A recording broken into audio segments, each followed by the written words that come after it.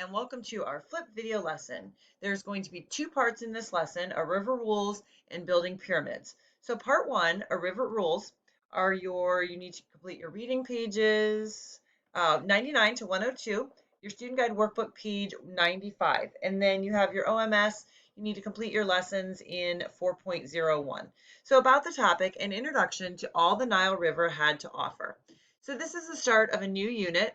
We are on unit 4, so lots of objectives that we will be going through. Explain the ways the ancient Egyptians relied on the Nile and used it to create a civilization. Analyze maps to assess the importance of the Nile in ancient and modern Egypt. Identify the longest river in the world. Locate on a map the Nile River and the modern countries through which it flows. And recognize the characteristics of trade in ancient Egypt, including the products traded, the location of trading partners, and the importance of trade in Egyptian life. There's lots of objectives that we are going to cover for this unit. This is a very large unit. So unit introduction, a closer look. Civilization spreads. What's the recipe for civilization? Start with water and good soil. When you figure out how to grow plenty of crops, divert some attention to other activities. Divide up the work. Start by building villages and places to store your surplus food, and then cities. Spend some time inventing a system of writing and make laws. All of these ingredients first combined in Sumer, but civilizations soon sprang up in 3 other river valleys. You're going to notice some similarities, some differences between this new civilization that we're going to be studying and Sumer, which we've already studied. Introduction, a river rules. If you could fly over Egypt in an airplane, you would notice a thin green ribbon running through a red-brown expanse of desert. It is the Nile River Valley.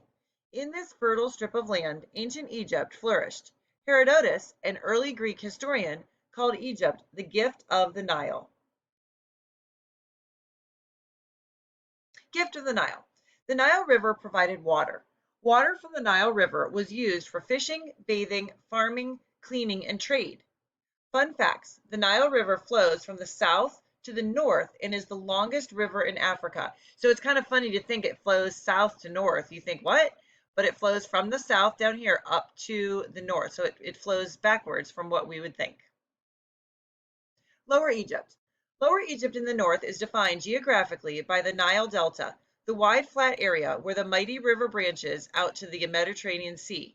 The delta, which defines Lower Egypt, looks like an upside-down triangle.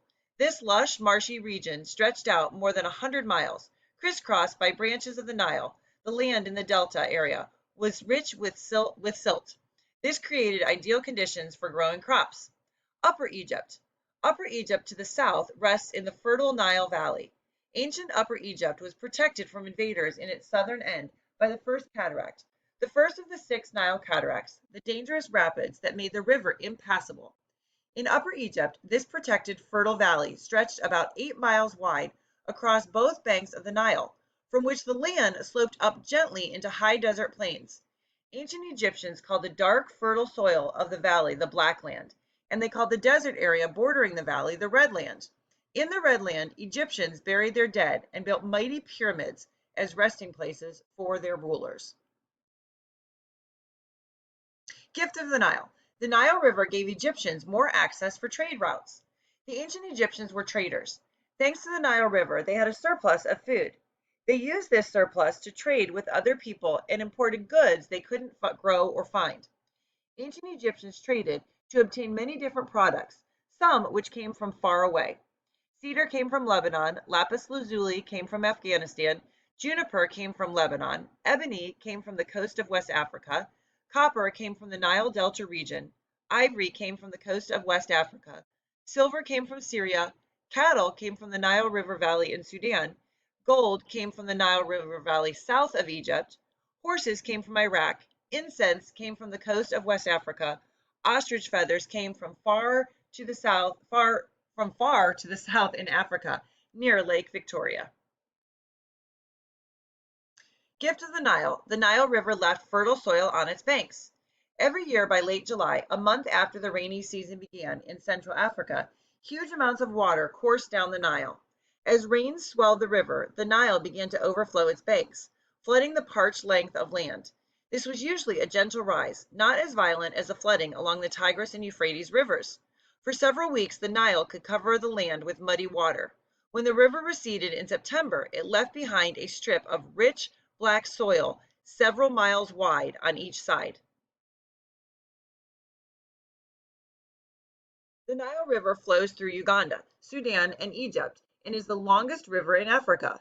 There is some debate about it being the longest river in the world. Which river do you think is in close running with the Nile? Hint, it is in South America. Something you can think about and ponder. Student guide questions. You do not have any for today. I know it says page 95, but there's no actual questions in there in the book. So nothing to fill in your book for today. Important vocabulary words to understand. Deposited means to put or set something in a specific place. Modern means relating to the present or recent times as opposed to the remote past. Herodotus was a Greek historian. When he visited Egypt, it is said he famously called Egypt the gift of the Nile. Delta, a triangular tract of sediment deposited at the mouth of a river, typically where it diverges into several outlets. And then here we come to our quote, men argue, nature acts, Voltaire. And your reading pages for today are 99 to 102, or I should say for this lesson, because this is one of those combined lessons, so there are two together. So I'm going to say thanks for joining me, but please don't leave because we're moving on to part 2, building power and pyramids. And this is kind of the second part of 4.01. In this one, you have reading pages 102 to 107. Your book pages or your student guide pages 96 to 98.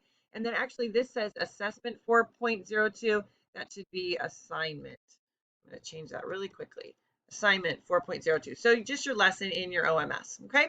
And then about the topic, Egyptian gods, pharaohs, and pyramids. And again, we come to our long list of objectives for this unit. We are going to, for this part, describe Egyptians' fascination with the afterlife, describe the reasons for building the pyramids, sphinxes, and mummifying bodies, explain the origins and significance of the term pharaoh, and then identify the major gods of Egypt and their relationship to nature. So let's keep moving on through these objectives. Our lesson introduction, building power and pyramids. For centuries, people have marveled at Egypt's pyramids, the oldest and largest stone structures in the world. It's hard to believe the Egyptians built these giant monuments without modern machinery, metal tools, explosives, or even workhorses. But why did the Egyptians go to so much trouble to build the pyramids? Why did they spend precious resources on projects that took thousands of workers 20 to 30 years to complete? We're going to learn a little more about that. The Sumerians built ziggurats and the Egyptians built pyramids. So the ziggurats were made of sun-dried and baked bricks. They were a temple for the city's gods, decorated with paint and sometimes gems, and they were a center for city life. Pyramids were the oldest and largest stone structures in the world, or I should say are, royal homes for eternity. Some still stand today, and sometimes they're covered in white stones to gleam from a distance. And they both were constructed without modern machinery, which is incredible to me. They both inspired wonder and awe in the people, and they both required great organization and division of labor to complete. Egyptian pharaohs. The pharaohs of ancient Egypt were the supreme leaders of the land. They were like kings or emperors. They ruled both Upper and Lower Egypt and were both the political and religious leader. The pharaoh was often thought of as one of the gods. And ancient Egyptians explained the mysteries of nature as the actions of their many gods. So now you can turn to page 96 in your student guide. There's not a bunch of space to write. It's kind of one of those sections with just little questions. So you may need to pause this video and get out an additional piece of paper. Question number 1, why did the Egyptians call their king Pharaoh? The Egyptians believed that each of their kings was the god Horus, who had come down to rule the earth. They revered their god king so much that they thought it was disrespectful to speak about him directly. So instead of mentioning their ruler himself, they used the word pharaoh, which means place, palace, or great house. Question number 2, what power did the pharaoh exercise?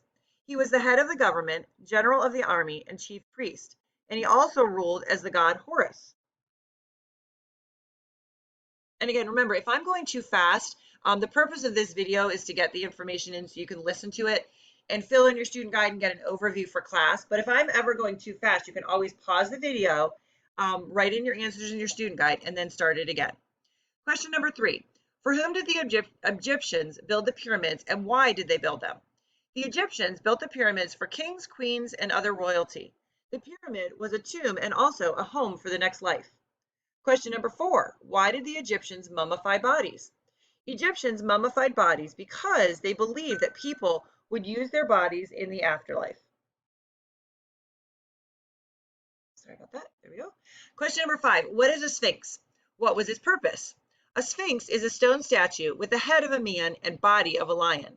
The Egyptians built sphinxes to stand guard over temples and tombs, including the magnificent pyramids. Question number 6. Describe the process of building the pyramids. First, the Egyptians used wooden hammers, copper chisels, stone mauls, and saws to cut huge limestone blocks from quarries.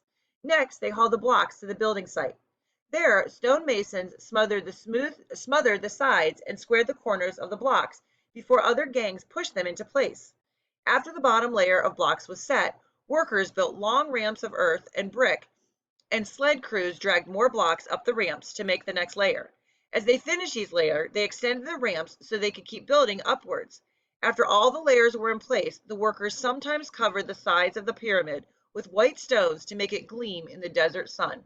So there are many different ideas or theories on how the pyramids were made. This is probably the most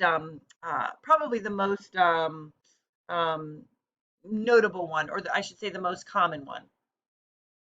All right, so here we have our reading pages 102 to 107. So you can go ahead and make sure those are read. Remember, all of the reading always ties in all of the lessons that we're learning.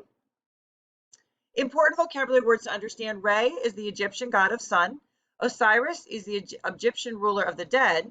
Isis is the Egyptian goddess who was known to heal children. And Nut is the Egyptian sky goddess. And this is all in your book. There's a descriptor of each of these. So definitely make sure you complete your readings and take a look at that if you would like to know a little more. And then here we come to our quote section. Historic continuity with the past is not a duty. It is only a necessity. And that was said by Oliver Wendell Holmes Jr. Thank you so much for joining me today. I know there was a lot of information in this flip video as we are combining two lessons together. As always, stay positive, stay fighting, stay brave, stay ambitious, stay focused, and stay strong. Thanks so much for joining me today.